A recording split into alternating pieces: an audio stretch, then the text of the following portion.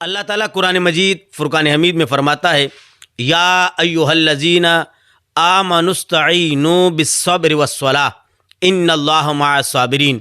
اے ایمان والو، جب تم پر کوئی پریشانی، دکھ، درد اور تکلیف آئے تو پھر دو کام کرو، ایک صبر کرو اور ایک نماز پڑھو۔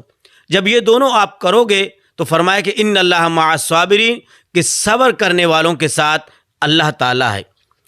اب نماز جو ہے، یہ نماز ہمارے لیے باعث برکت ہے۔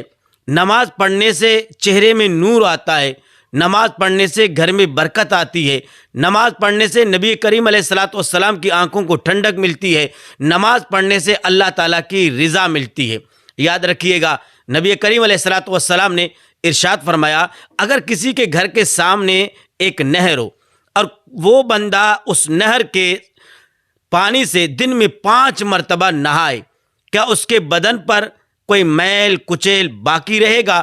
صحابہ کرام علیہ رضوان نے عرض کیا، فداک امینا و ابینا یا رسول اللہ صلی اللہ علیہ وسلم، اے اللہ کے نبی صلی اللہ علیہ وسلم، اس کا جسم تو بالکل پاک و صاف رہے گا۔